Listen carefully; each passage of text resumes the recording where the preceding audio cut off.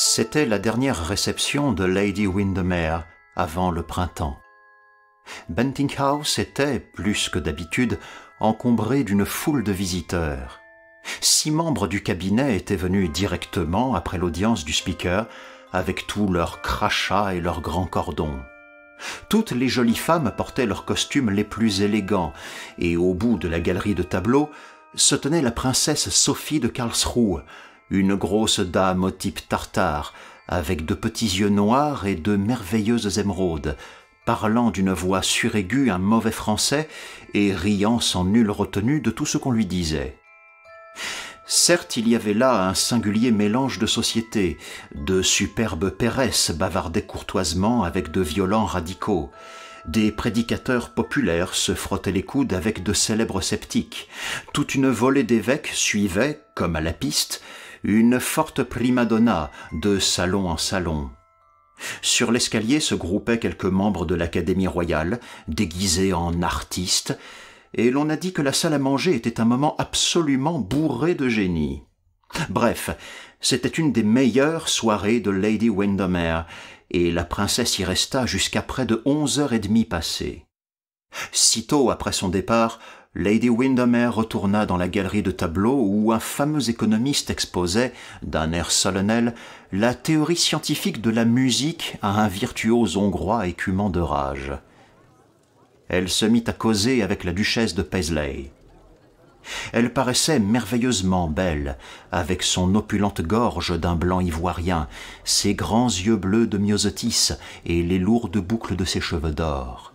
Des cheveux d'or pur, pas des cheveux de cette nuance paille pâle qui usurpe aujourd'hui le beau nom de l'or, des cheveux d'un or comme tissés de rayons de soleil ou cachés dans un ambre étrange, des cheveux qui encadraient son visage comme d'un nimbe de sainte, avec quelque chose de la fascination d'une pécheresse. C'était une curieuse étude psychologique que la sienne.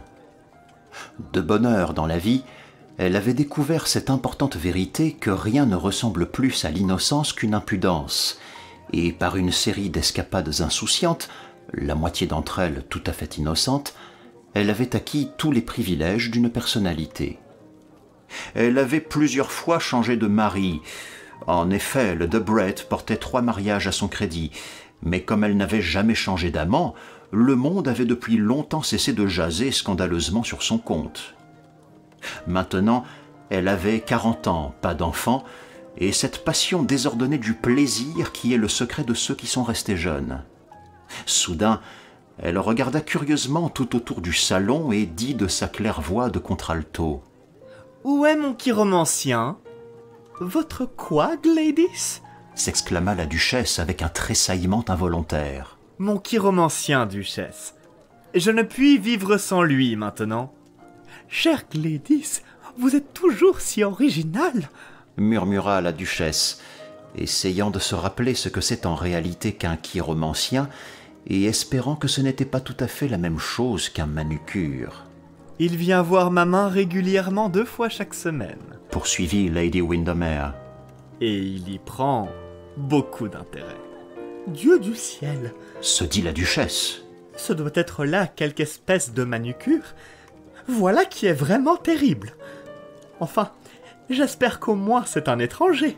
De la sorte, ce sera un peu moins désagréable. Certes, il faut que je vous le présente. »« Me le présenter ?» s'écria la duchesse. « Vous voulez donc dire qu'il est ici ?»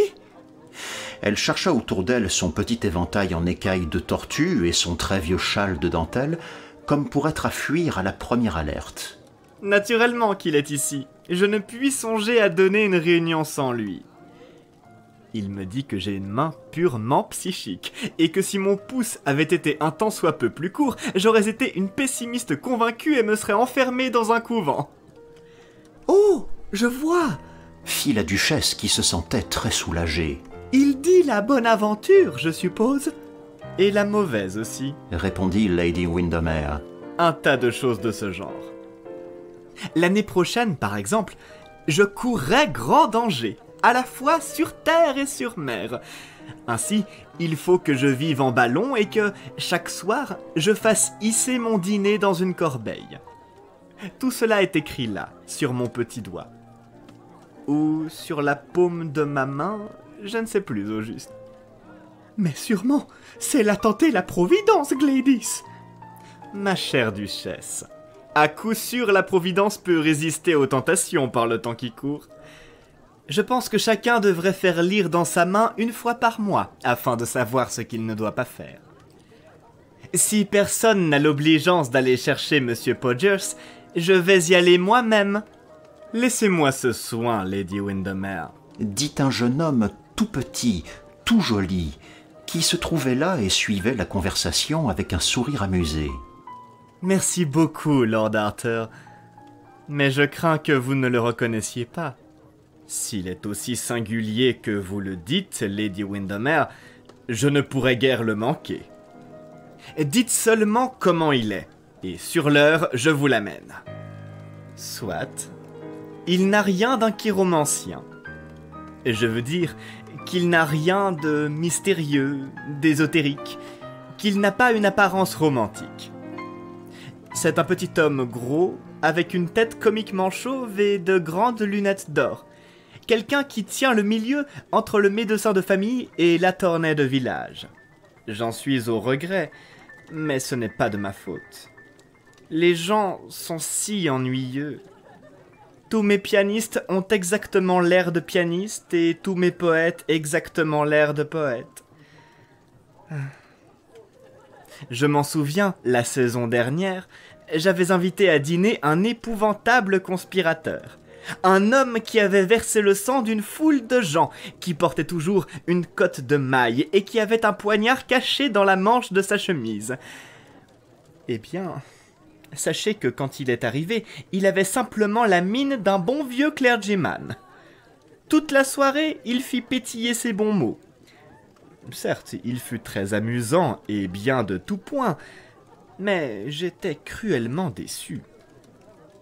Quand je l'interrogeai au sujet de sa cotte de maille, il se contenta de rire et me dit qu'elle était trop froide pour la porter en Angleterre.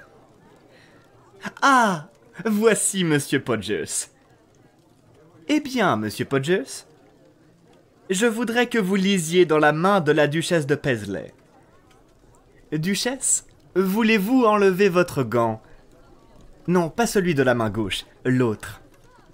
Ma chère Gladys, vraiment, je ne crois pas que ceci soit tout à fait convenable, dit la duchesse en déboutonnant comme à regret un gant de peau assez sale. Jamais rien de ce qui intéresse ne l'est, dit Lady Windermere. On a fait le monde ainsi. Mais il faut que je vous présente, duchesse. Voici Monsieur Podgers, mon chiromancien favori. Monsieur Podgers, la duchesse de Paisley. Et si vous me dites qu'elle a un monde de la lune plus développé que le mien, je ne croirai plus en vous désormais. Je suis sûre, Gladys, qu'il n'y a rien de ce genre dans ma main, dit la duchesse d'un ton grave. Votre grâce est tout à fait dans le vrai, répliqua M. Podgers en jetant un coup d'œil sur la petite main grassouillette aux doigts courts et carrés. La montagne de la lune n'est pas développée. Cependant, la ligne de vie est excellente. Veuillez avoir l'obligeance de laisser fléchir le poignet. Je vous remercie. 3 lignes distinctes sur la rasquette. Vous vivrez jusqu'à un âge avancé, duchesse, et vous serez extrêmement heureuse. Ambition très modérée, ligne de l'intelligence sans exagération, ligne du cœur... Là-dessus, soyez discret, Monsieur Podgers, s'écria Lady Windermere. Rien ne me serait plus agréable, répondit M. Podgers en s'inclinant. Si la duchesse y avait donné lieu. Mais j'ai le regret de vous dire que je vois une grande constance d'affection combinée avec un sentiment très fort du devoir. Veuillez continuer, Monsieur Podgers, dit la duchesse dont le regard marquait la satisfaction. L'économie n'est pas la moindre des vertus de votre grâce, poursuivit M. Podgers. Lady Windermere éclata en rire convulsif. L'économie est une excellente chose, remarqua la duchesse avec complaisance. Quand j'ai épousé Paisley, Il avait 11 châteaux et pas une maison convenable où l'on pût habiter. Et maintenant il a 12 maisons et pas un seul château. S'écria Lady Windermere. Eh, ma chère, Dit la duchesse. j'aime le confort Reprit M. Podgers. et les perfectionnements modernes et l'eau chaude à mener dans toutes les chambres. Votre grâce a tout à fait raison. Le confort est la seule chose que notre civilisation puisse nous donner. Vous avez admirablement décrit le caractère de la duchesse, Monsieur Podgers. Maintenant, veuillez nous dire celui de Lady Flora.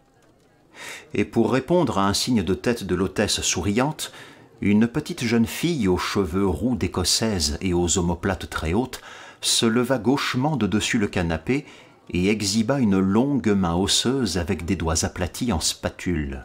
Ah, une pianiste, je vois. Dit M. Podgers. Une excellente pianiste et peut-être une musicienne hors ligne. Très réservée, très honnête et douée d'un vif amour pour les bêtes. Voilà qui est tout à fait exact. S'écria la duchesse se tournant vers Lady Windermere. Absolument exact. Flora élève 2 douzaines de collies à McCloskey et elle remplirait notre maison de ville d'une véritable ménagerie si son père le lui permettait. Bon, mais c'est justement ce que je fais chez moi chaque jeudi soir. Riposta en riant Lady Windermere. Seulement, je préfère les lions aux collies. C'est là votre seule erreur, Lady Windermere. Dit M. Podgers avec un salut pompeux. Si une femme ne peut rendre charmantes ses erreurs, ce n'est qu'une femelle. Répondit-elle. Mais il faut encore que vous nous lisiez dans quelques mains. Venez, Sir Thomas. Montrez les vôtres à Monsieur Podgers. Et un vieux monsieur d'allure fine, qui portait un veston blanc, s'avança et tendit au chiromancien une main épaisse et rude avec un très long doigt du milieu. Nature aventureuse. Dans le passé, 4 longs voyages et 1 dans l'avenir. Naufragé 3 fois. Non, 2 fois seulement. Mais en danger de naufrage lors de votre prochain voyage. Conservateur acharné, très ponctuel, ayant la passion des collections de curiosités. Une maladie dangereuse entre la 16e et la 18e année. A hérité d'une fortune vers la 30e, grande aversion pour les chats et les radicaux. Extraordinaire! S'exclama Sir Thomas. Vous devriez lire aussi dans la main de ma femme. De votre seconde femme. Dit tranquillement M. Podgers, qui conservait toujours la main de Sir Thomas dans la sienne. Mais Lady Marvel, femme d'aspect mélancolique, aux cheveux noirs et aux cils de sentimentale, refusa nettement de laisser révéler son passé ou son avenir. Aucun des efforts de Lady Windermere ne put non plus amener M. de Koloff, l'ambassadeur de Russie, à consentir même à retirer ses gants. En réalité, bien des gens redoutaient d'affronter cet étrange petit homme au sourire stéréotypé, aux lunettes et aux yeux d'un brillant de perles, et quand il dit à la pauvre Lady Fermor, tout haut et devant tout le monde, qu'elle se souciait fort peu de la musique, mais qu'elle raffolait des musiciens, on estima en général que la chiromancie est une science qu'il ne faut encourager qu'en tête-à-tête. Lord Arthur Saville, cependant, qui ne savait rien de la malheureuse histoire de Lady Fermor, et qui avait suivi M. Podgers avec un très grand intérêt, avait une vive curiosité de le voir lire dans sa main. Comme il éprouvait quelque pudeur à se mettre en avant, il traversa la pièce et s'approcha de l'endroit où Lady Windermere était assise, et avec une rougeur, qui était un charme, lui demanda si elle pensait que M. Podgers voudrait bien s'occuper de lui. « Certes oui, il s'occupera de vous. » fit Lady Windermere. « C'est pour cela qu'il est ici. Tous mes lions, Lord Arthur, sont des lions en représentation. Ils sautent dans des cerceaux quand je le leur demande. Mais il faut auparavant que je vous prévienne que je dirai tout à Sibylle. Elle vient luncher avec moi demain pour causer chapeau, et si M. Podgers trouve que vous avez un mauvais caractère, ou une tendance à la goutte, ou une femme qui vit à Bayswater, certainement je ne la lui laisserai pas ignorer. » Lord Arthur sourit et hocha la tête. « Je ne suis pas effrayé. répondit-il. Sibyl me connaît aussi bien que je la connais. Ah, je suis un peu contrarié de vous entendre dire cela. La meilleure assise du mariage, c'est un malentendu mutuel. Non, je ne suis pas du tout cynique. J'ai seulement de l'expérience. Ce qui, cependant, est très souvent la même chose. Monsieur Podgers, Lord Arthur Saville meurt d'envie que vous lisiez dans sa main. Ne lui dites pas qu'il est fiancé à l'une des plus jolies filles de Londres. Il y a 1 mois que le Morning Post en a publié la nouvelle. Chère Lady Windermere, s'écria la marquise de Jedburgh. Ayez l'obligeance de laisser Monsieur Podgers s'arrêter ici 1 minute de plus. Il est en train de me dire que je monterai sur les planches et cela m'intéresse au plus haut point. S'il vous a dit cela, Lady Jedburgh, je ne vais pas hésiter à vous l'enlever. Venez immédiatement, Monsieur Podgers, et lisez dans la main de Lord Arthur. Bon, dit Lady Jedburgh faisant une petite moue comme elle se levait du canapé. S'il ne m'est pas permis de monter sur les planches, il me sera au moins permis d'assister au spectacle, j'espère. Naturellement. Nous allons tous assister à la séance, répliqua Lady Windermere. Et maintenant, Monsieur Podgers, reprenez-nous et dites-nous quelque chose de joli. Lord Arthur est un de mes plus chers favoris. Mais quand M. Podgers vit la main de Lord Arthur, il devint étrangement pâle et ne souffla mot. Un frisson sembla passer sur lui. Ses grands sourcils broussailleux furent saisis d'un tremblement convulsif du tic bizarre, irritant, qui le dominait quand il était embarrassé. Alors quelques grosses gouttes de sueur perlèrent sur son front jaune, comme une rosée empoisonnée, et ses doigts gras devinrent froids et visqueux. Lord Arthur ne manqua pas de remarquer ces étranges signes d'agitation, et pour la première fois de sa vie, il éprouva de la peur. Son mouvement naturel fut de se sauver du salon, mais il se contint. Il valait mieux connaître le pire, quel qu'il fût, que de demeurer dans cette affreuse incertitude. « J'attends, Monsieur Podgers, dit-il. « Nous attendons tous !» cria Lady Windermere de son ton vif, impatient. Mais le chiromancien ne répondit pas. « Je crois qu'Arthur va monter sur les planches, dit Lady Jedburgh. Et qu'après votre sortie, Monsieur Podgers a peur de le lui dire. » Soudain, M. Podgers laissa tomber la main droite de Lord Arthur et empoigna fortement la gauche, se courbant si bas pour l'examiner que la monture d'or de ses lunettes sembla presque effleurer la paume. Un moment, son visage devint un masque blanc d'horreur, mais il recouvra bientôt son sang-froid et, regardant Lady Windermere, lui dit avec un sourire forcé.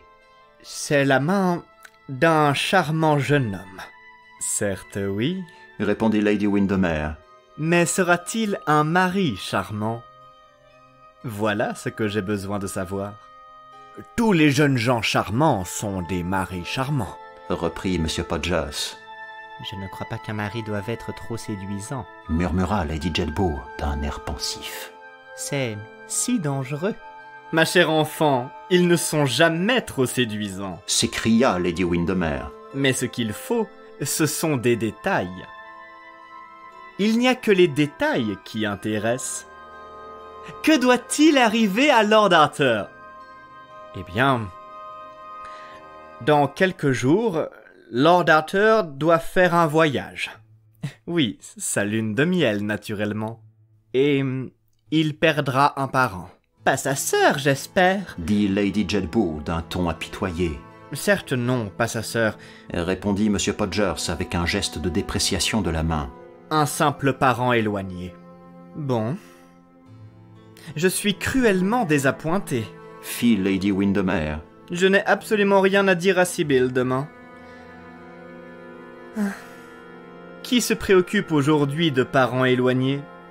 Voilà des années que ce n'est plus à la mode. Cependant, je suppose qu'elle fera bien d'acheter une robe de soie noire. Cela sert toujours pour l'église, voyez-vous. Et maintenant, allons souper. On a sûrement tout mangé là-bas, mais nous pourrons encore trouver du bouillon chaud. François faisait autrefois du bouillon excellent.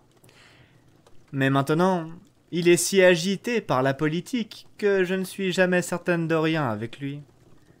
Je voudrais bien que le général Boulanger se tînt tranquille. Duchesse, je suis sûre que vous êtes fatiguée. Pas du tout, ma chère Gladys, répondit la duchesse en marchant vers la porte. Je me suis beaucoup amusée, et le chiropodiste, je veux dire le chiromancien, est très amusant. Flora, ou peut-être mon éventail d'écailles de tortue? Oh, merci, Sir Thomas, merci beaucoup. Et mon châle de dentelle? Oh, merci, Sir Thomas, trop aimable, vraiment. Et la digne créature finit par descendre les escaliers sans avoir laissé plus de 2 fois tomber son flacon de parfum. Tout ce temps-là, Lord Arthur Saville était demeuré debout près de la cheminée avec le même sentiment de frayeur qui pesait sur lui, la même maladive préoccupation d'un avenir mauvais. Il sourit tristement à sa sœur comme elle glissa près de lui au bras de Lord Plymdale, fort jolie dans son brocart rose garni de perles, et il entendit à peine Lady Windermere quand elle l'invita à la suivre. Il pensa à Sybil Merton, et l'idée que quelque chose pourrait se placer entre eux remplit ses yeux de larmes. Quelqu'un qui l'aurait regardé eût dit que Némésis avait dérobé le bouclier de Pallas et lui avait montré la tête de la Gorgone. Il paraissait pétrifié, et son visage avait l'aspect d'un marbre dans sa mélancolie. Il avait vécu la vie délicate et luxueuse d'un jeune homme bien né et riche, une vie exquise affranchie de tout souci avilissant, une vie d'une belle insouciance d'enfant, et maintenant, pour la première fois, il eut conscience du terrible mystère de la destinée, de l'effrayante idée du sort. Que tout cela lui semblait fou et monstrueux. Se pouvait-il que ce qui était écrit dans sa main, en caractères qu'il ne pouvait lire mais qu'un autre pouvait déchiffrer, fût quelque terrible secret de faute, quelque sanglant signe de crime? N'y avait-il nul échappatoire? Ne sommes-nous que des pions d'échiquier que met en jeu une puissance invisible, que des vases que le potier modèle à sa guise pour l'honneur ou la honte?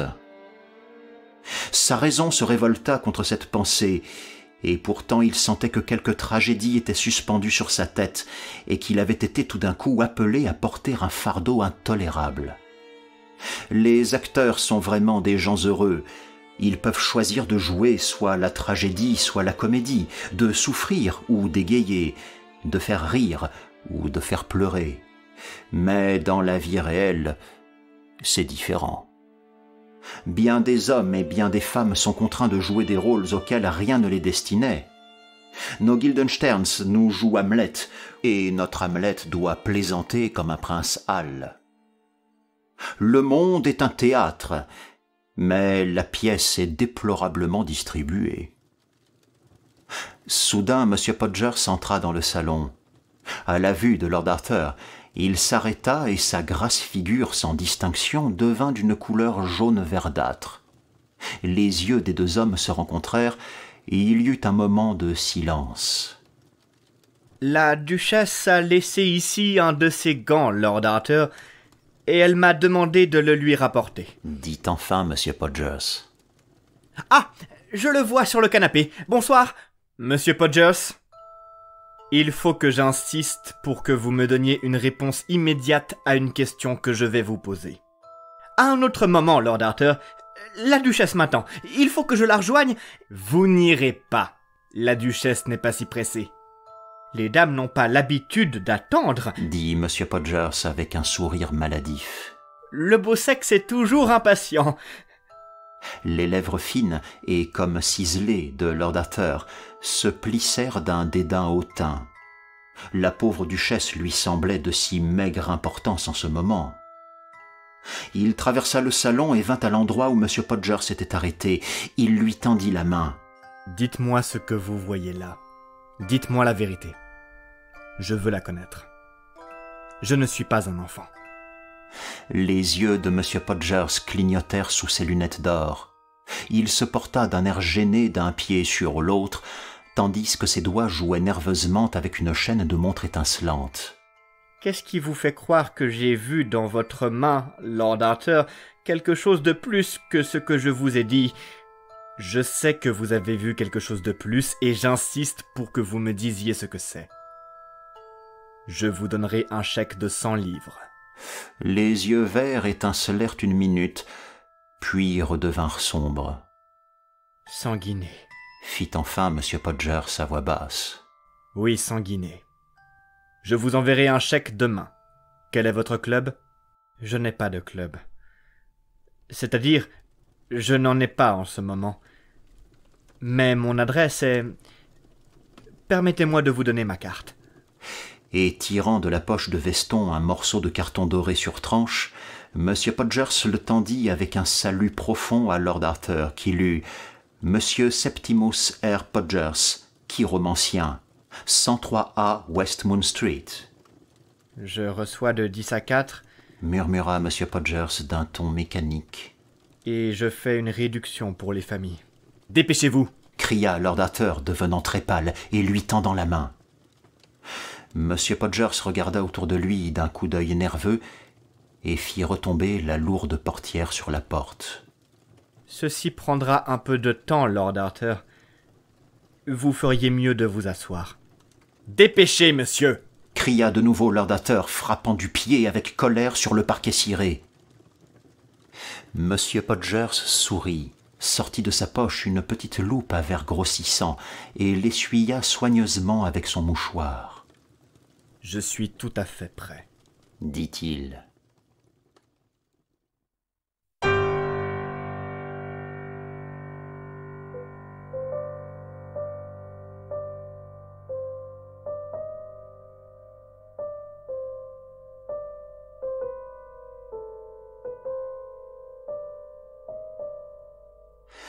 Dix minutes plus tard, le visage blanc de terreur, les yeux affolés de chagrin, Lord Arthur Savile se précipitait hors de Bentinck House.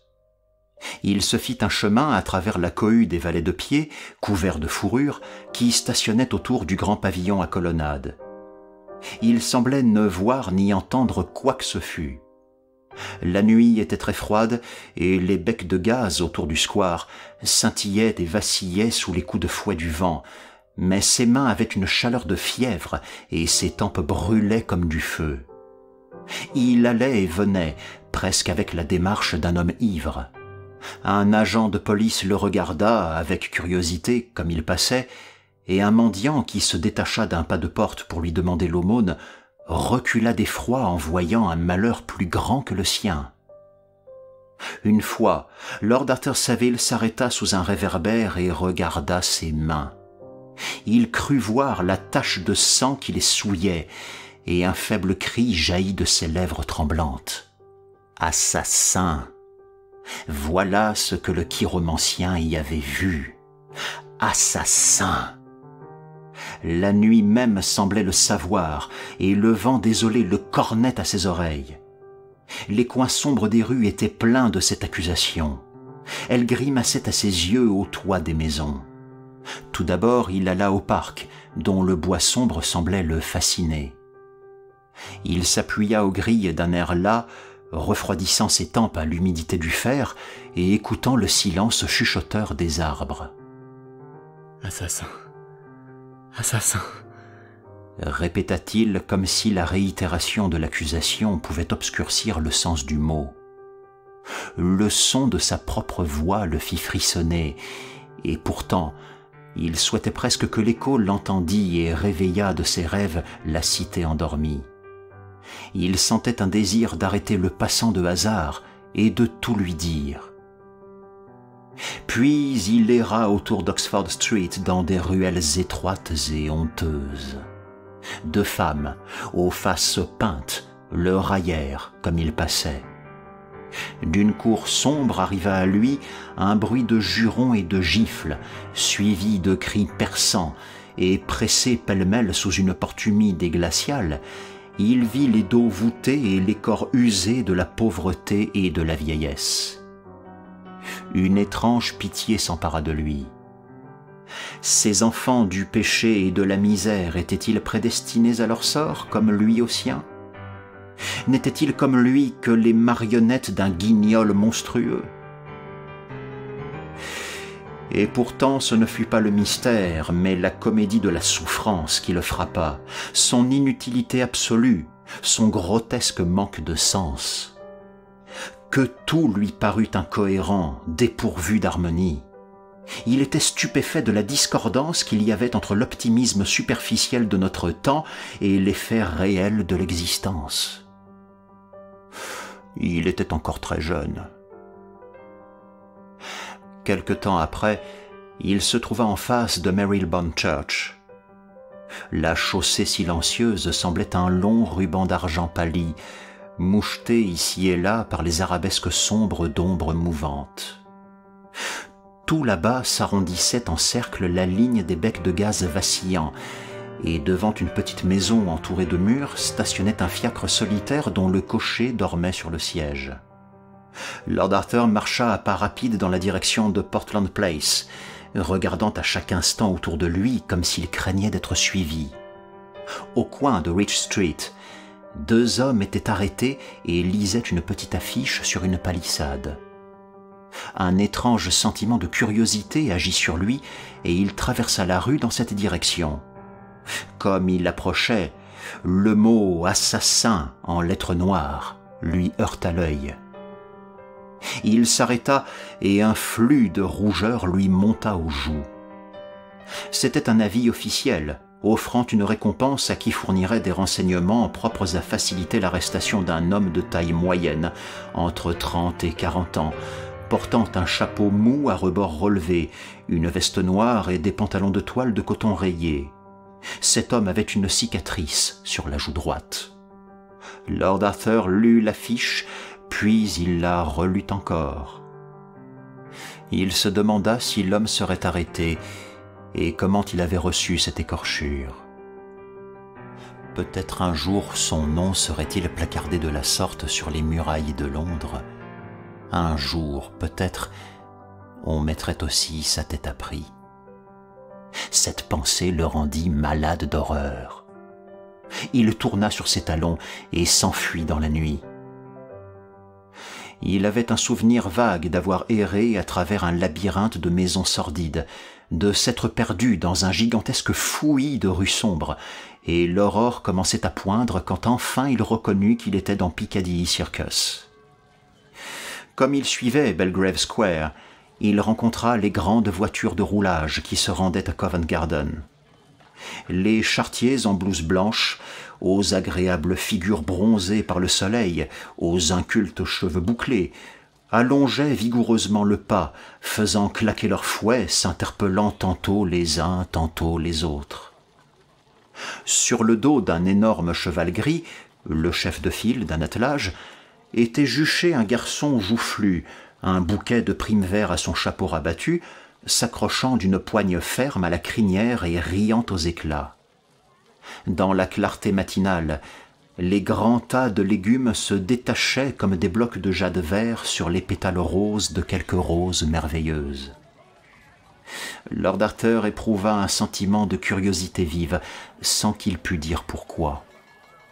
Il y avait quelque chose dans la délicate joliesse de l'aube qui lui semblait d'une inexprimable émotion, et il pensa à tous les jours qui naissent en beauté et se couchent en tempête.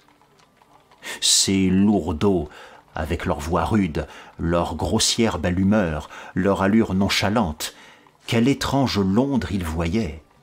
Un Londres libéré des crimes de la nuit et de la fumée du jour, une cité pâle, fantomatique, une ville désolée de tombes. Il se demanda ce qu'ils en pensaient, et s'ils savaient quelque chose de ces splendeurs et de ces hontes, de ces joies fières et si belles de couleur, de son horrible fin, et de tout ce qui s'y brasse et s'y ruine du matin au soir. Probablement, c'était seulement pour eux un débouché, un marché où ils portaient leurs produits pour les vendre et où ils ne séjournaient au plus que quelques heures, laissant à leur départ les rues toujours silencieuses, les maisons toujours endormies. Il eut du plaisir à les voir passer. Si rustres qu'ils fussent, avec leurs gros souliers à clous, leur démarche de lourdeaux. Ils portaient en eux quelque chose de l'Arcadie. Lord Arthur sentit qu'ils avaient vécu avec la nature et qu'elle leur avait enseigné la paix. Il leur envia tout ce qu'ils avaient d'ignorance. Quand il atteignit Belgrave Square, le ciel était d'un bleu évanescent et les oiseaux commençaient à gazouiller dans les jardins.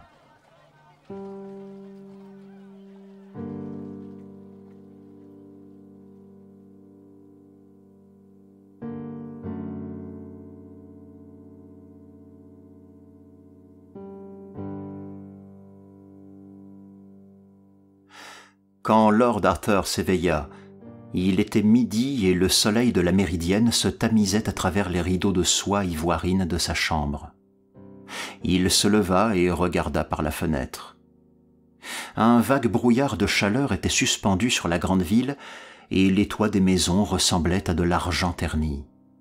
Dans les verres tremblotants du square au-dessous, quelques enfants se poursuivaient comme des papillons blancs et les trottoirs étaient encombrés de gens qui se rendaient au parc.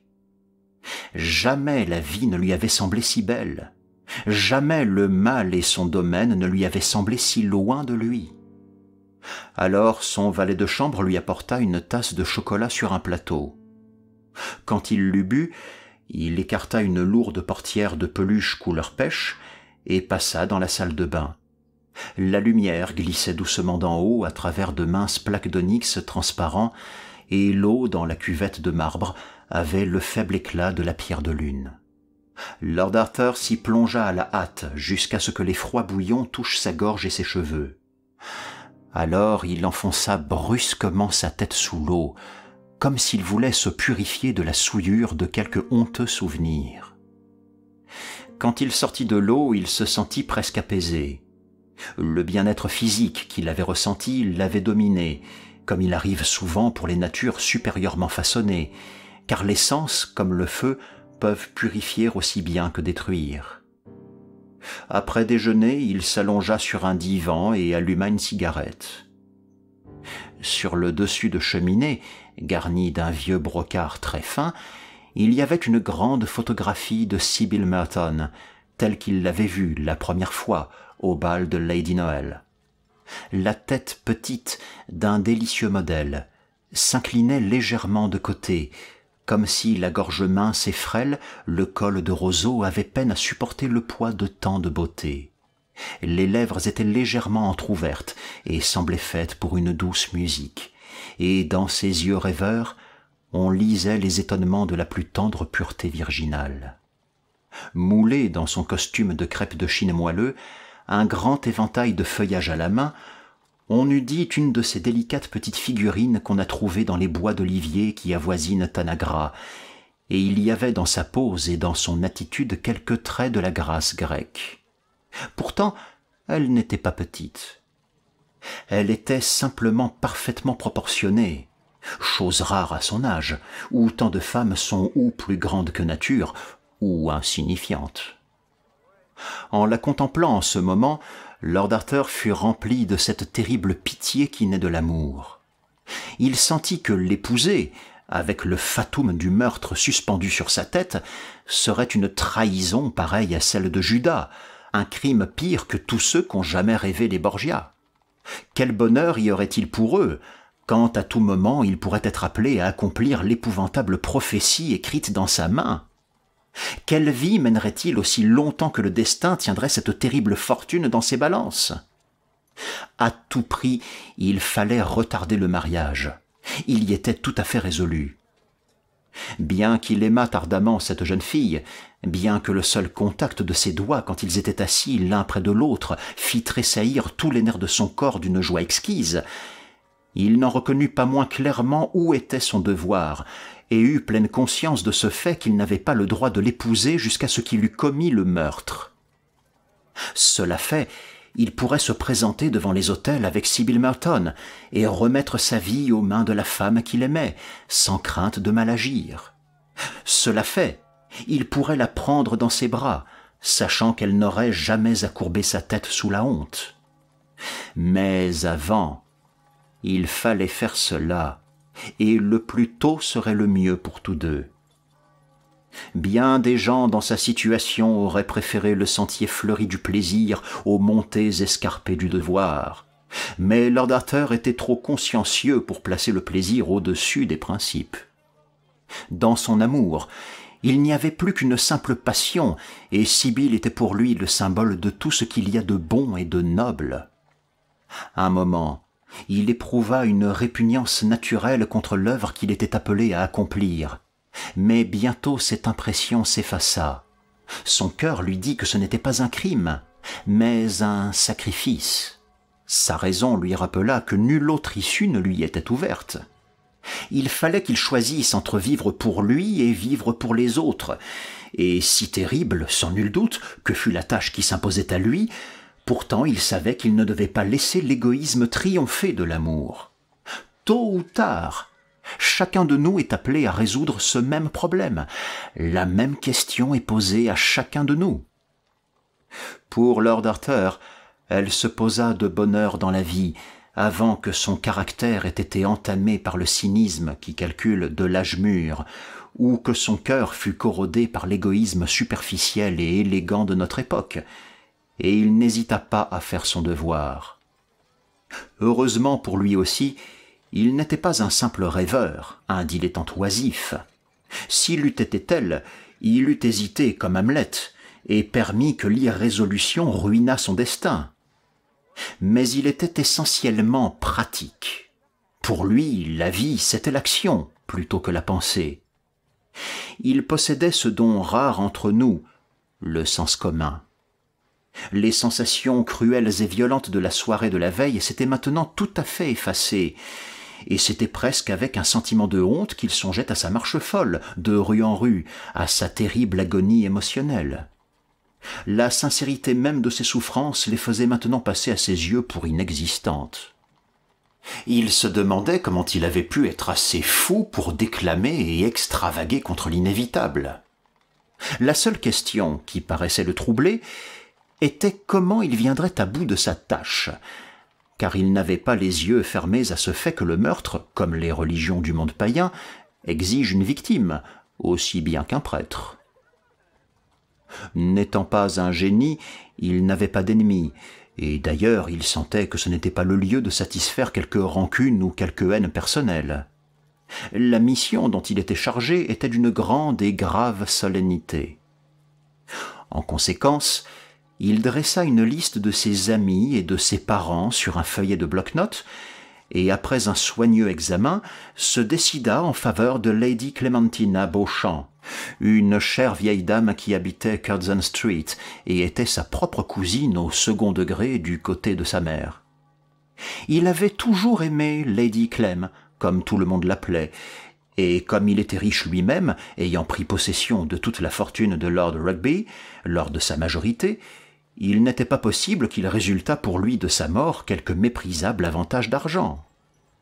En réalité, plus il pensait à la question, plus Lady Clem lui paraissait la personne qu'il convenait de choisir, et songeant que tout délai était une mauvaise action à l'égard de Sibyl, il se résolut à s'occuper tout de suite de ses préparatifs. La première chose à faire, certes, c'était de régler le chiromancien. Il s'assit donc devant un petit bureau de Sheraton, qui était devant la fenêtre, et remplit un chèque de 100 livres payable à l'ordre de M. Septimus Podgers. Puis, le mettant dans une enveloppe, il dit à son domestique de le porter à Westmount Street. Il téléphona ensuite à ses écuries d'atteler son coupé et s'habilla pour sortir.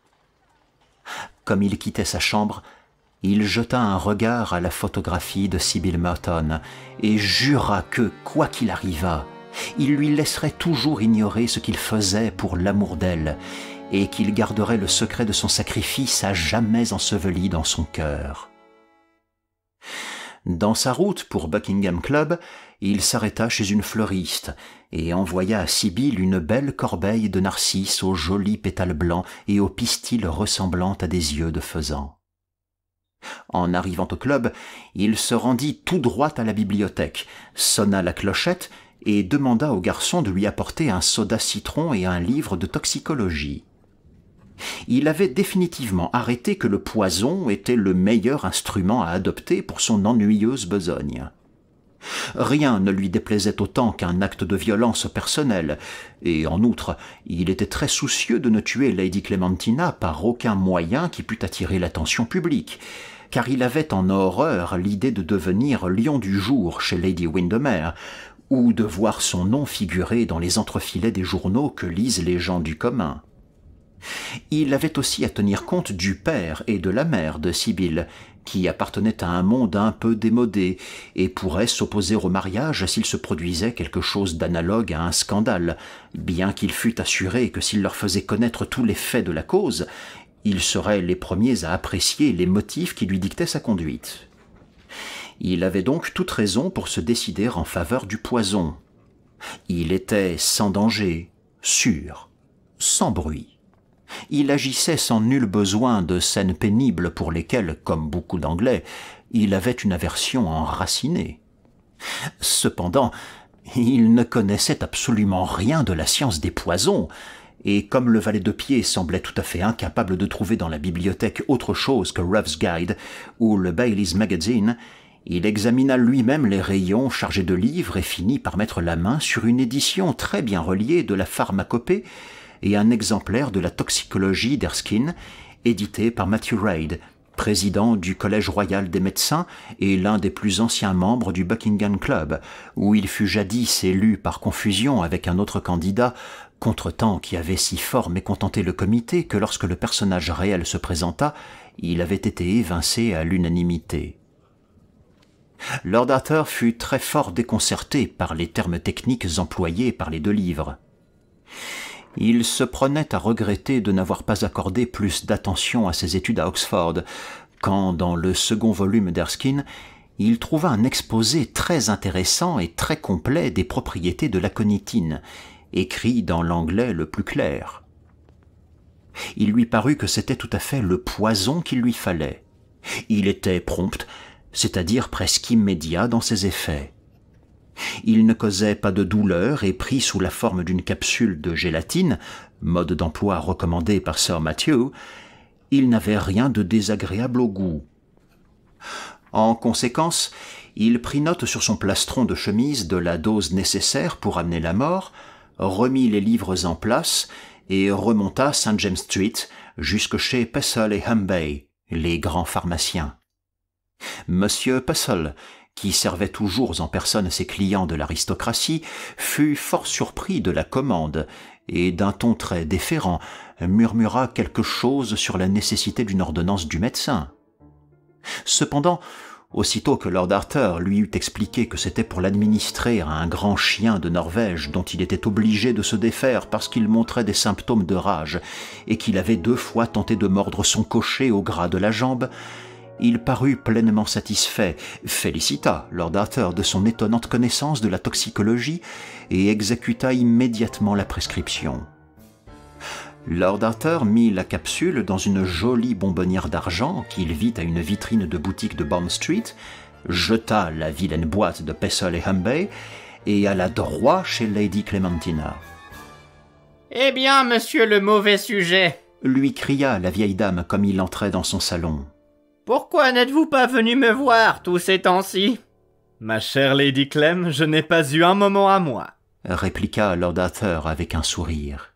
Je suppose que vous voulez dire que vous passez toutes vos journées avec Miss Sybil Merton à acheter des chiffons et à dire des bêtises.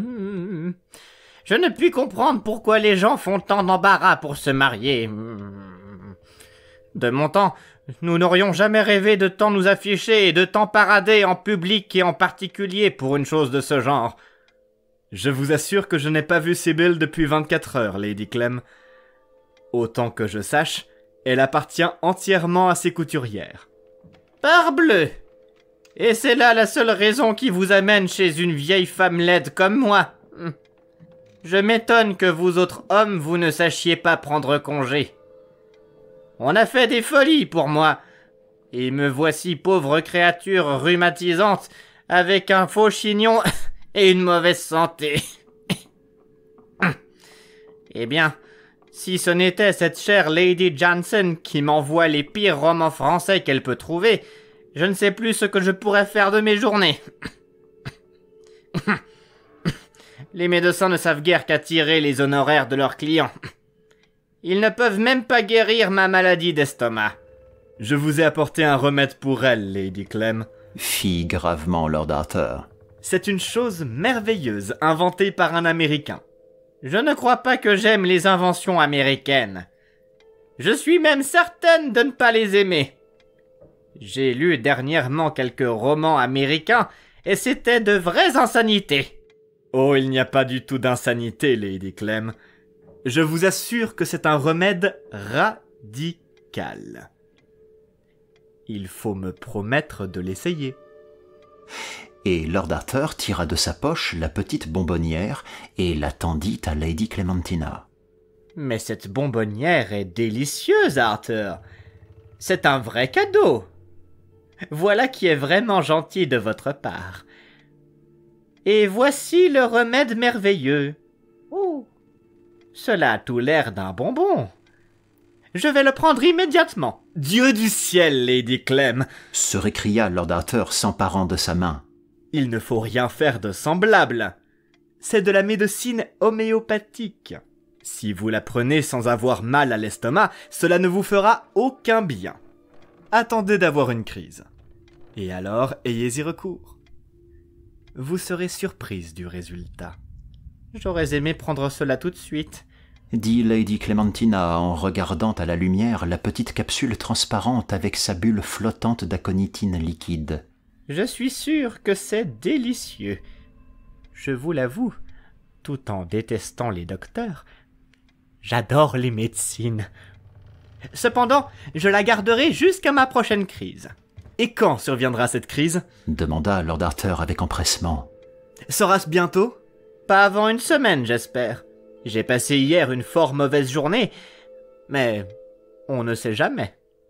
Vous êtes sûr alors d'avoir une crise avant la fin du mois, Lady Clem ? Je le crains. Mais comme vous me montrez de la sympathie aujourd'hui, Arthur, vraiment l'influence de Sibyl sur vous vous fait beaucoup de bien. Et maintenant, il faut vous sauver. Je dîne avec des gens ternes. Des gens qui n'ont pas des conversations folichonnes, et je sens que si je ne fais pas une sieste tout à l'heure, je ne serai jamais capable de me tenir éveillé pendant le dîner. Adieu, Arthur. Dites à Sibyl mon affection, et grand merci à vous pour votre remède américain. Vous n'oublierez pas de le prendre, Lady Clem, n'est-ce pas ? Dit Lord Arthur en se dressant de sa chaise. Bien sûr, je n'oublierai pas, petit Nigo. Je trouve que c'est fort gentil à vous de songer à moi. Je vous écrirai, et je vous dirai s'il me faut d'autres capsules. Lord Arthur quitta la maison de Lady Clementina plein d'entrain et avec un sentiment de grand réconfort. Le soir, il eut un entretien avec Sibyl Merton. Il lui dit qu'il se trouvait soudainement dans une position horriblement difficile, où ni l'honneur ni le devoir ne lui permettaient de reculer.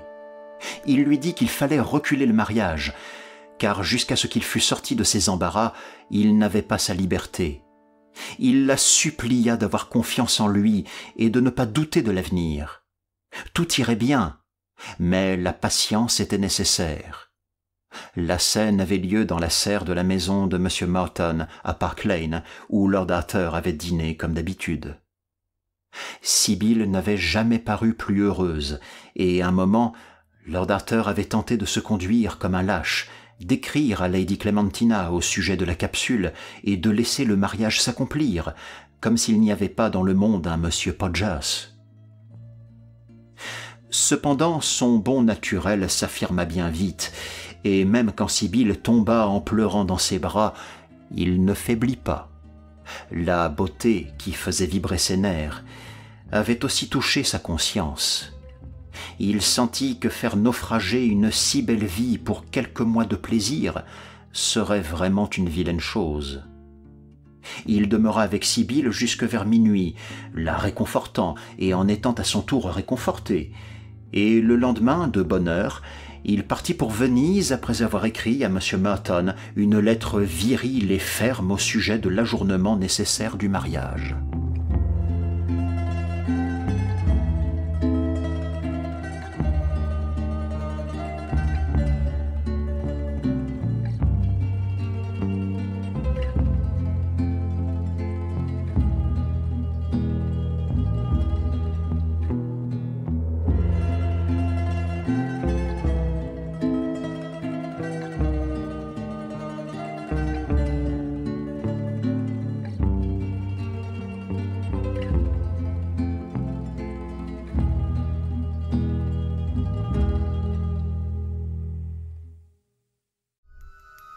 À Venise, il rencontra son frère Lord Surbiton qui venait d'arriver de Corfou dans son yacht.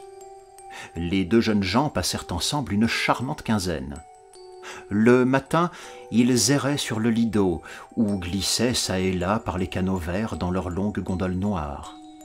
L'après-midi, ils recevaient d'habitude des visites sur le yacht, et le soir, ils dînaient chez Florian et fumaient d'innombrables cigarettes sur la piazza. Pourtant, d'une façon ou de l'autre, Lord Arthur n'était pas heureux. Chaque jour, il étudiait dans le Times la colonne des décès, s'attendant à y voir la nouvelle de la mort de Lady Clementina. Mais tous les jours, il avait une déception. Il se prit à craindre que quelque accident ne lui fût arrivé, et regretta maintes fois de l'avoir empêchée de prendre l'aconitine quand elle avait été si désireuse d'en expérimenter les effets. Les lettres de Sibylle, bien que pleines d'amour, de confiance et de tendresse, étaient souvent d'un ton très triste, et parfois il pensait qu'il était séparé d'elle à jamais.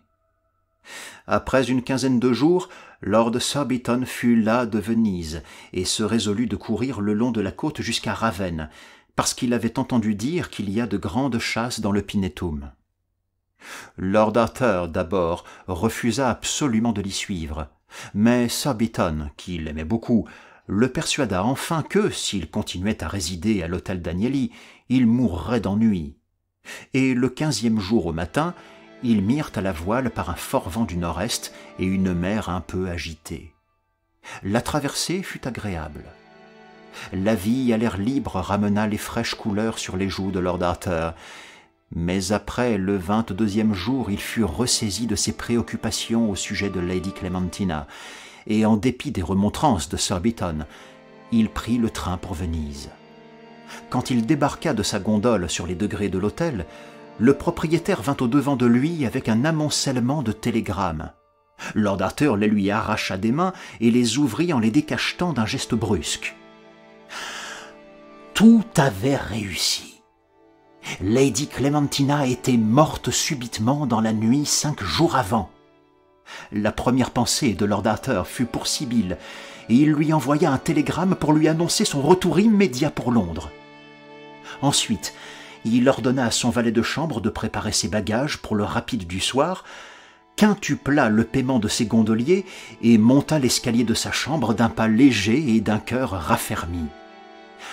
3 lettres l'y attendaient. L'une était de Sibylle, pleine de sympathie et de condoléances. Les autres de la mère d'Arthur et de l'avoué de Lady Clementina.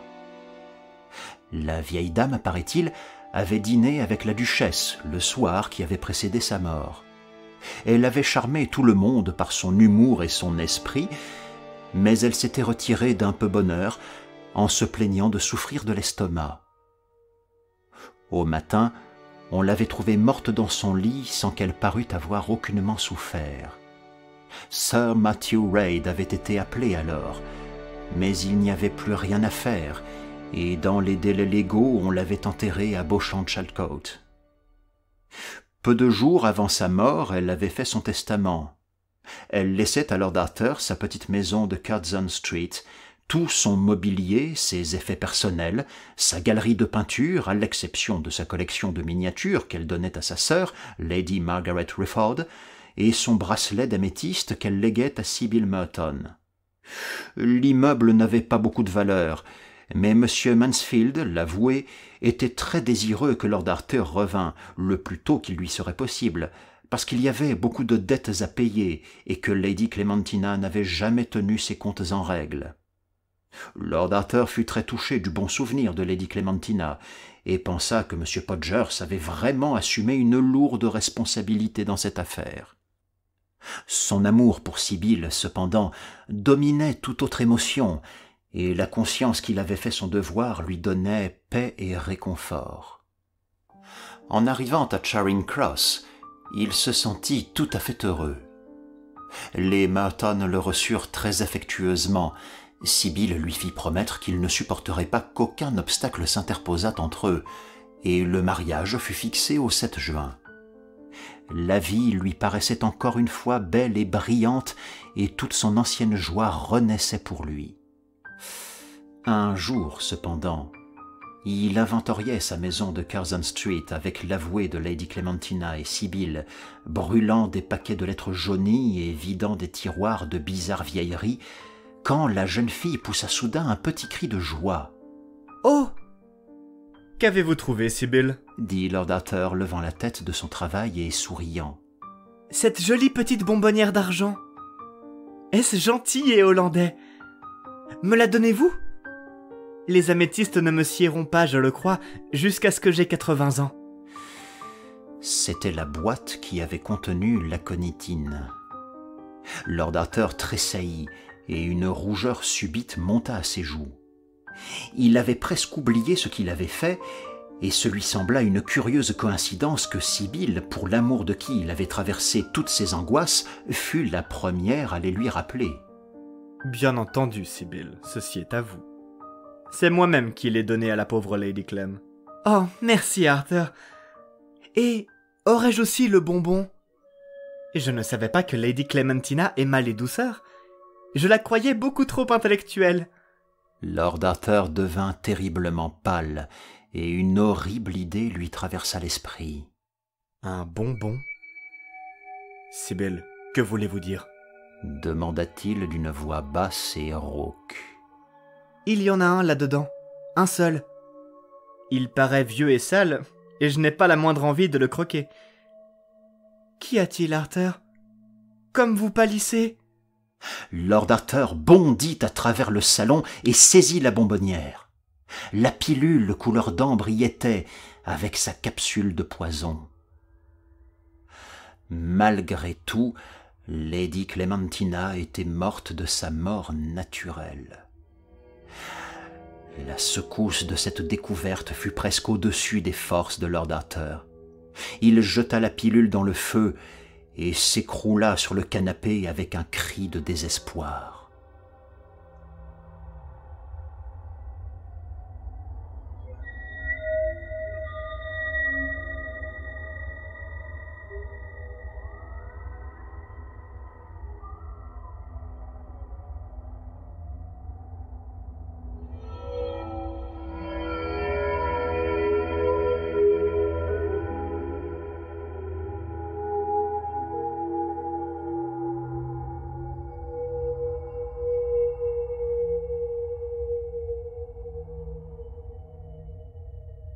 Monsieur Merton fut très navré du second ajournement du mariage, et Lady Julia, qui avait déjà commandé sa robe de noces, fit tout ce qu'elle put pour amener Sibyl à une rupture.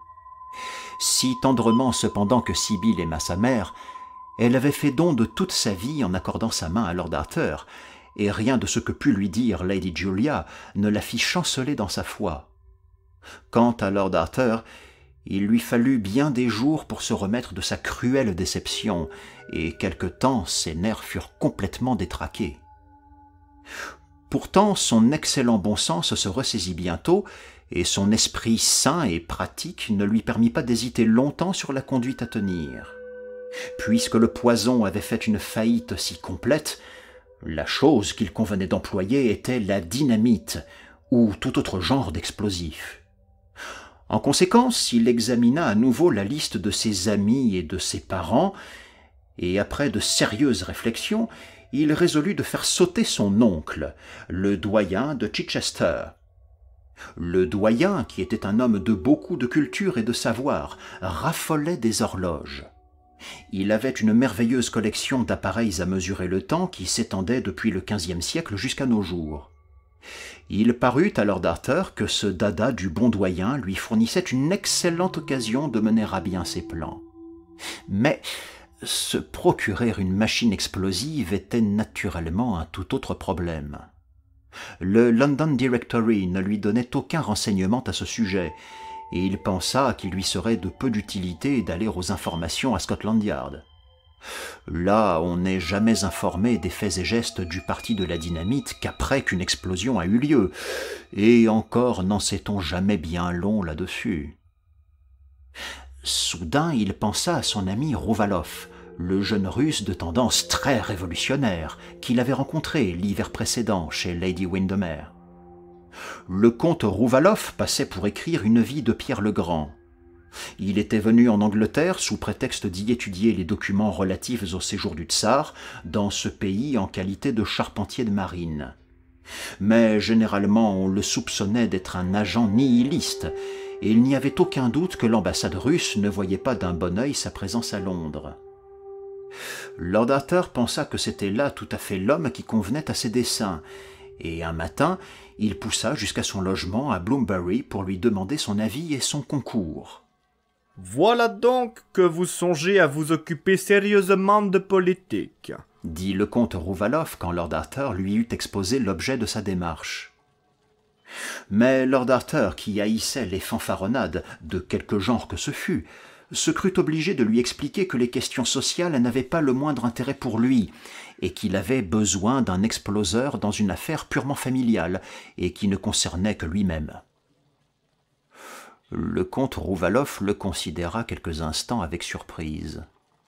Puis, voyant qu'il était tout à fait sérieux, il écrivit une adresse sur un morceau de papier, signa de ses initiales et le tendit à Lord Arthur à travers la table. « Scotland Yard donnerait gros pour connaître cette adresse, mon cher ami. »« Ils ne l'auront pas. » s'écria Lord Arthur en éclatant de rire.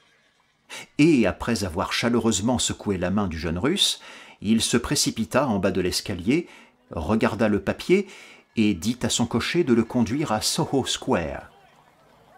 Là, il le congédia et suivit Greek Street, jusqu'à ce qu'il arrivât à une place que l'on appelle Bailey's Court. Il passa sous le viaduc et se trouva dans un curieux cul-de-sac qui paraissait occupé par une buanderie française. D'une maison à l'autre, tout un réseau de cordes s'allongeait, chargé de linge, et dans l'air du matin il y avait une ondulation de toile blanche. Lord Arthur alla droit au bout de ce séchoir et frappa à une petite maison verte. Après quelque attente, durant laquelle toutes les fenêtres de la cour se peuplèrent de têtes qui paraissaient et disparaissaient, la porte fut ouverte par un étranger d'allure assez rude, qui lui demanda en très mauvais anglais ce qu'il désirait. Lord Arthur lui tendit le papier que lui avait donné le comte Rouvaloff. Sitôt qu'il le vit, l'homme s'inclina et engagea Lord Arthur à pénétrer dans une très petite salle au rez-de-chaussée, en façade.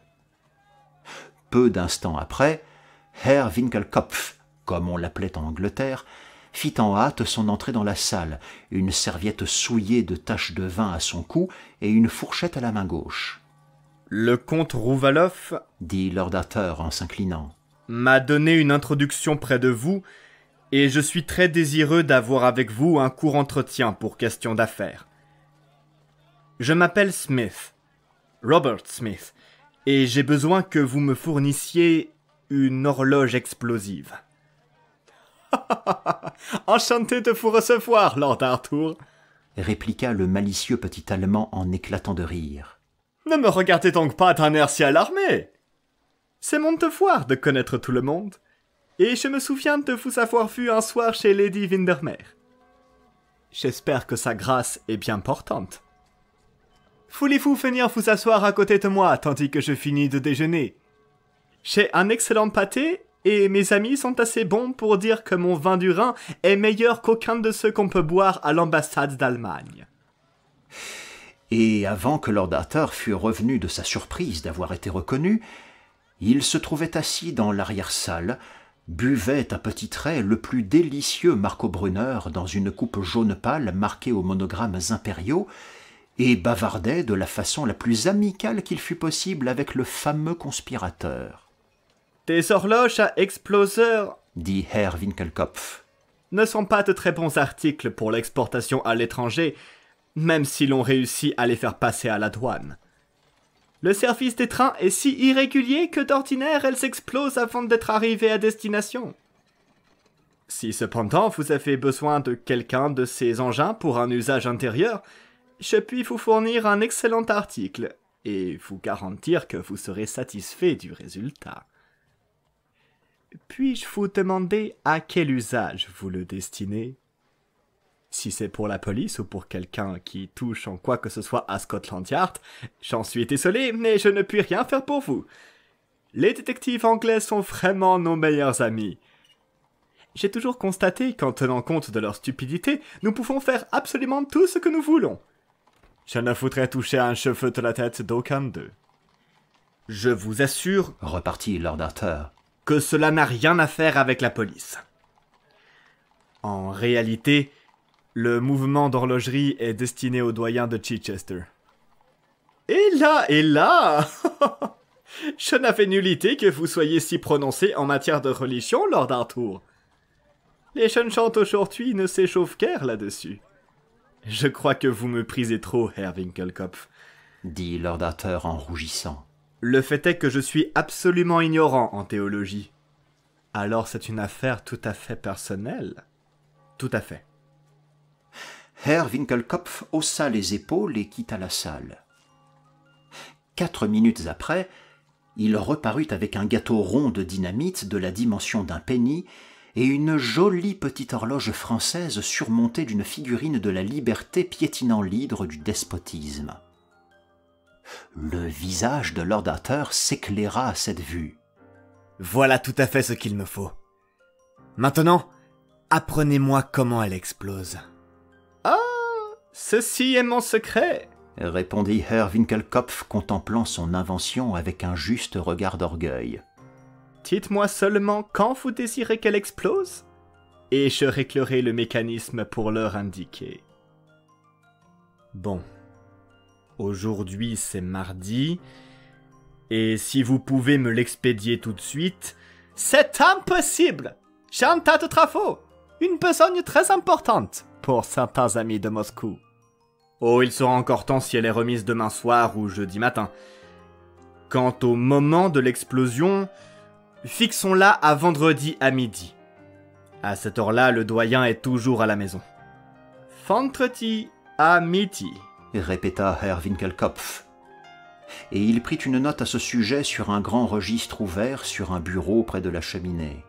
Et maintenant, dit Lord Arthur, se levant de sa chaise. Veuillez me faire savoir de combien je vous suis redevable. C'est une si petite affaire, Lord Arthur, que je vais vous compter cela au plus juste.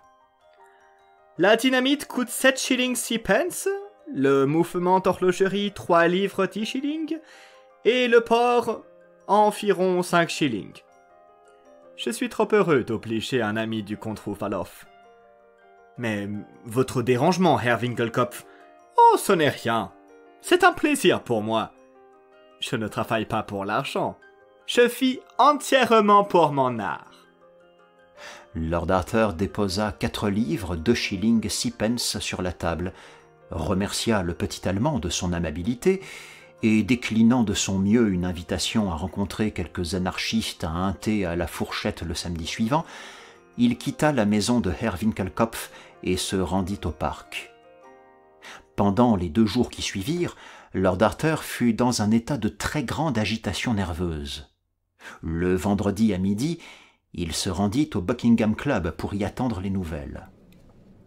Tout l'après-midi, le stupide laquais de service à la porte monta des télégrammes de tous les coins du pays, donnant le résultat des courses de chevaux, des jugements dans des affaires de divorce, l'état de la température et d'autres informations semblables, tandis que le ruban dévidait les détails les plus fastidieux sur la séance de nuit de la Chambre des communes et une petite panique au Stock Exchange.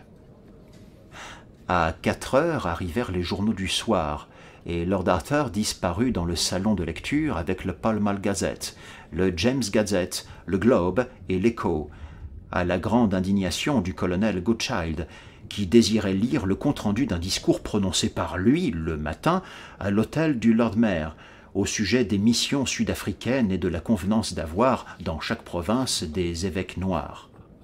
Or, le colonel, pour une raison ou une autre, avait un préjugé très vif contre les Evening News. Aucun des journaux, cependant, ne contenait la moindre allusion à Chichester, et Lord Arthur comprit que l'attentat avait échoué. Ce fut pour lui un terrible coup, et quelques minutes, il demeura tout à fait abattu.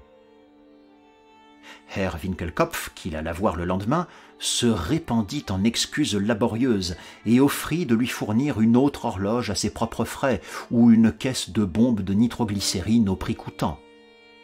Mais Lord Arthur avait perdu toute confiance dans les explosifs, et Herr Winkelkopf reconnut que toutes choses sont si sophistiquées aujourd'hui qu'il est difficile d'avoir même de la dynamite non frelatée.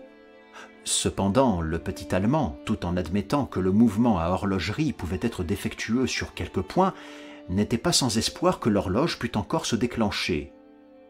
Il citait à l'appui de sa thèse le cas d'un baromètre qu'il avait envoyé une fois au gouverneur militaire d'Odessa, réglé pour exploser le 10e jour. Ce baromètre n'avait rien produit au bout de 3 ans.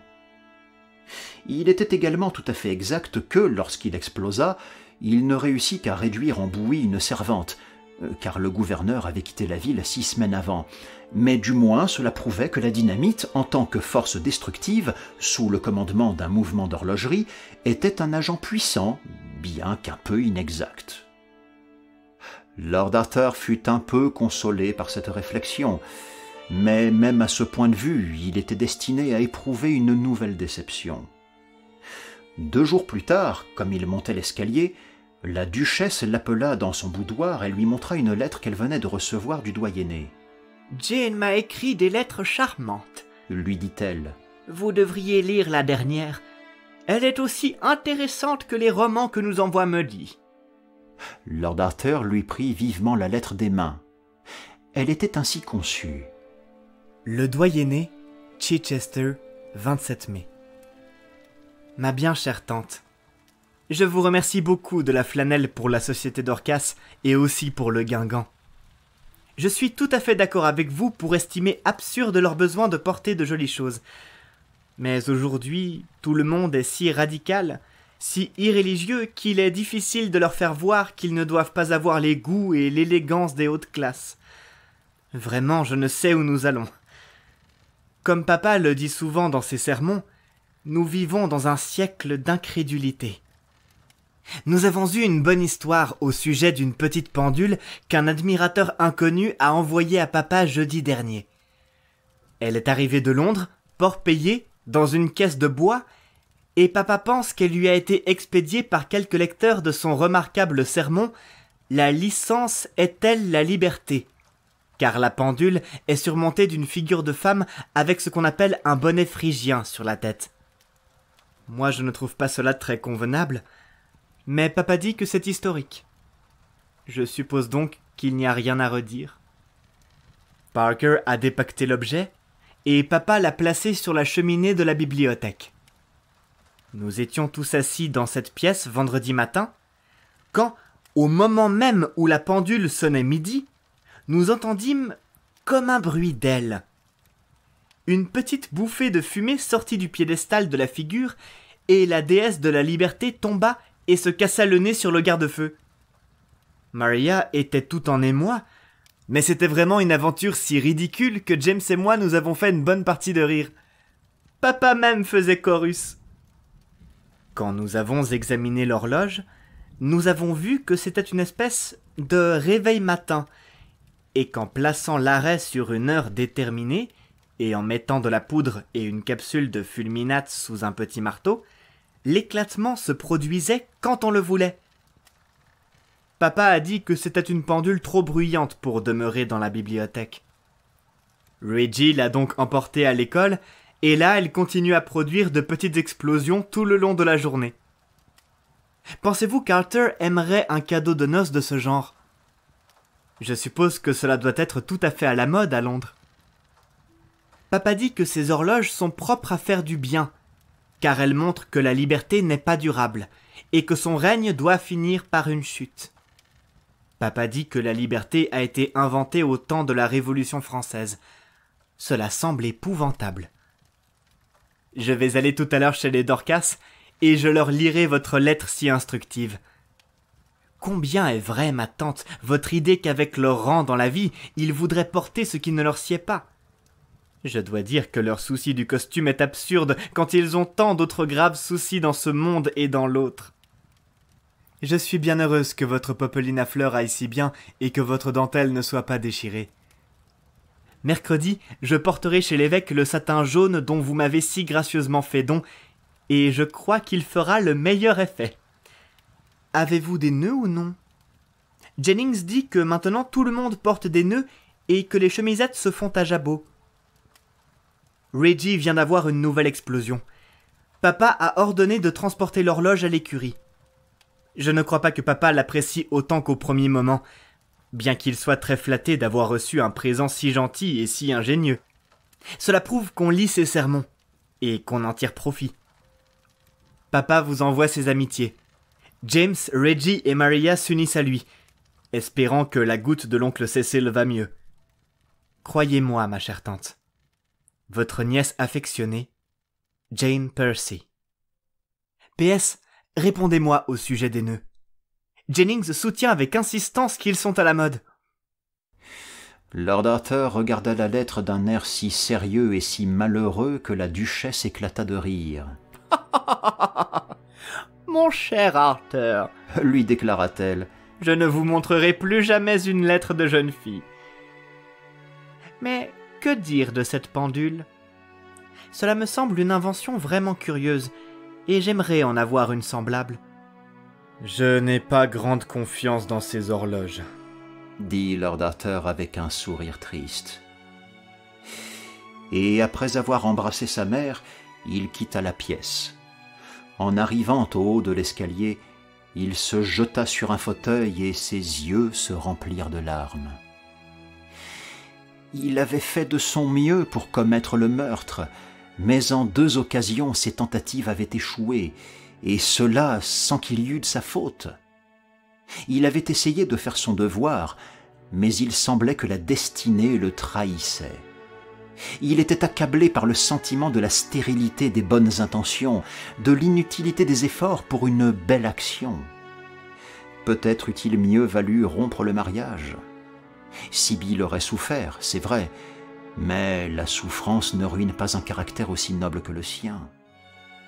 Quant à lui, qu'importait, il y a toujours quelque guerre où un homme peut se faire tuer, quelque cause à laquelle un homme peut donner sa vie, et si la vie n'avait pas de plaisir pour lui, la mort ne l'effrayait pas.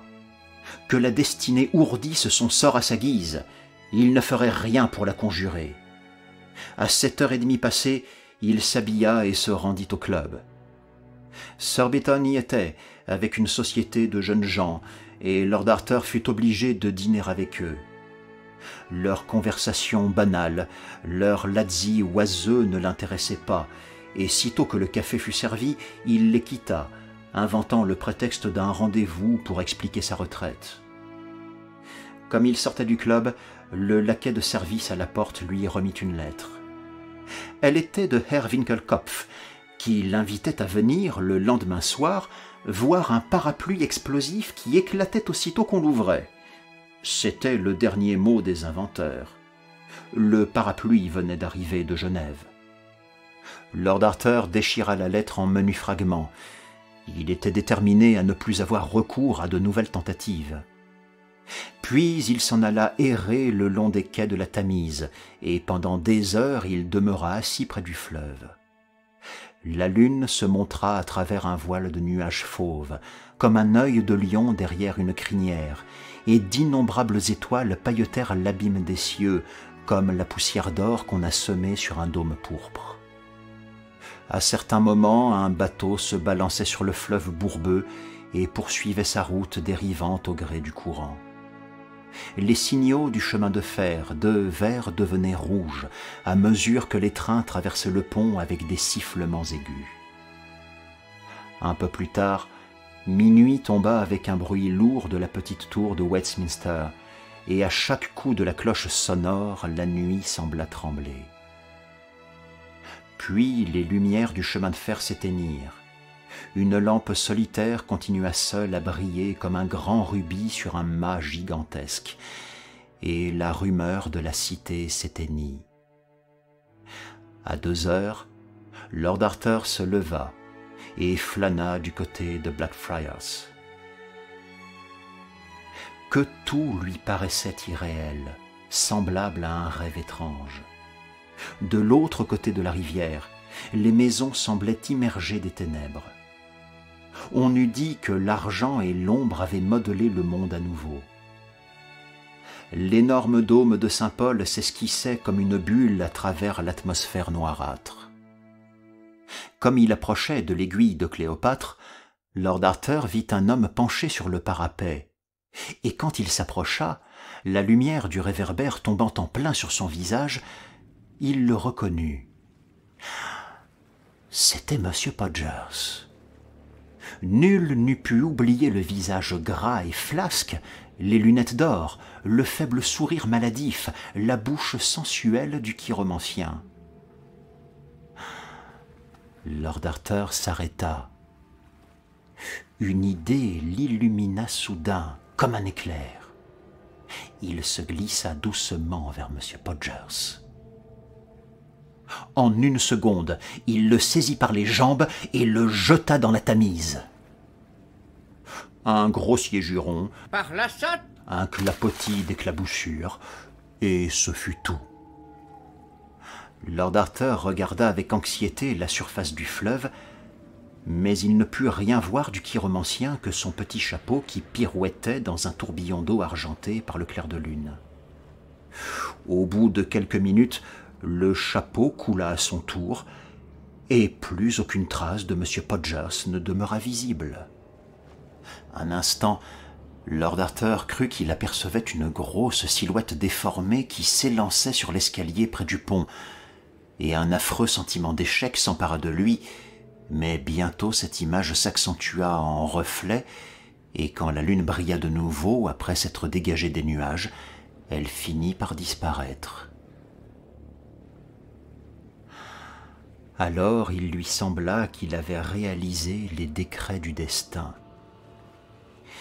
Il poussa un profond soupir de soulagement, et le nom de Sibylle monta à ses lèvres. « Avez-vous laissé tomber quelque chose dans l'eau, monsieur ?» dit soudain une voix derrière lui.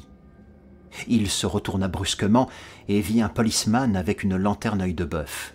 « Rien qui vaille, sergent. » répondit-il en souriant.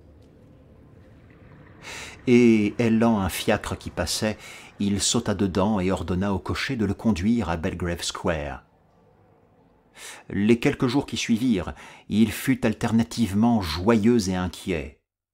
Il y avait des moments où il s'attendait presque à voir M. Podgers entrer dans sa chambre, et pourtant d'autres fois, il sentait que la fortune ne pouvait être aussi injuste à son égard. 2 fois, il se rendit à l'adresse du chiromancien à Westmount Street, mais il ne put prendre sur lui de faire tinter la sonnette. Il languissait d'avoir une certitude et il la redoutait. À la fin, elle vint. Il était assis dans le fumoir du club. Il prenait du thé en écoutant avec un peu d'ennui Surbiton qui lui rendait compte de la dernière opérette de la Gaîté, quand le valet de pied apporta les journaux du soir. Il prit la Gazette de St. James et il en feuilletait les pages d'un air distrait quand ce titre singulier frappa ses yeux. Suicide d'un chiromancien. Il devint pâle d'émotion et se mit à lire. L'entrefilet était ainsi conçu. Hier matin, à 7 heures, le corps de Mr. Septimus R. Podgers, le célèbre chiromancien, a été rejeté sur le rivage à Greenwich en face du Ship Hotel. Le malheureux gentleman avait disparu depuis quelques jours et les milieux de la chiromancie éprouvaient de grandes inquiétudes à son égard. On suppose qu'il s'est suicidé sous l'influence d'un dérangement momentané de ses facultés mentales causé par le surmenage, et le jury du coroner a rendu, à cet effet, un verdict conforme cet après-midi. Mr. Podgers venait de terminer un traité complet relatif à la main humaine. Cet ouvrage sera prochainement publié et soulèvera, sans nul doute, beaucoup de curiosité. Le défunt avait 65 ans et ne paraît pas laisser de famille. Lord Arthur s'élança hors du club, le journal à la main, au grand ahurissement du laquais chargé de la conciergerie, qui essaya vainement de l'arrêter. Il courut droit à Park Lane. Sibylle, qui était à sa fenêtre, le vit arriver, et quelque chose lui dit qu'il apportait de bonnes nouvelles. Elle courut à sa rencontre, et quand elle regarda son visage, elle comprit que tout allait bien. « Ma chère Sibylle, s'écria Lord Arthur. marions-nous demain. » Jeune fou! Et le gâteau nuptial qui n'est même pas commandé! Répliqua Sibylle en riant au milieu de ses larmes.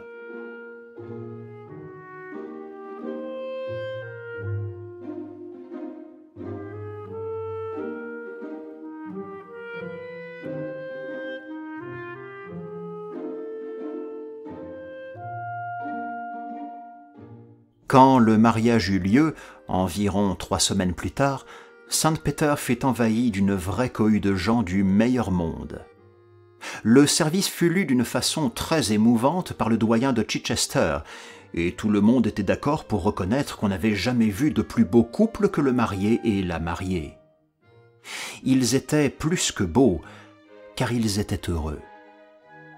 Jamais Lord Arthur ne regretta ce qu'il avait souffert pour l'amour de Sibylle, tandis qu'elle, de son côté, lui donnait les meilleures choses qu'une femme peut donner à un homme, le respect, la tendresse et l'amour. Pour eux, la réalité ne tua pas le roman. Ils conservèrent toujours la jeunesse des sentiments. Quelques années plus tard, quand 2 beaux enfants leur furent nés, Lady Windermere vint leur rendre une visite à Alton Priory, un vieux domaine aimé qui avait été le cadeau de noces du duc à son fils. Et un après-midi qu'elle était assise, près de Lady Arthur, sous un tilleul dans le jardin, regardant le garçonnet et la fillette qui jouaient à se promener par le parterre de roses comme des rayons de soleil incertains, elle prit soudain les mains de son hôtesse dans les siennes et lui dit « Êtes-vous heureuse, Sibylle ? Chère Lady Windermere, certes oui, je suis heureuse. Et vous, ne l'êtes-vous pas ? Je n'ai pas le temps de l'être, Sibylle. J'ai toujours aimé la dernière personne qu'on me présentait, mais d'ordinaire, dès que je connais quelqu'un, j'en suis lasse. Vos lions ne vous donnent-ils plus de satisfaction, Lady Windermere ? Oh, ma chère, les lions ne sont bons qu'une saison.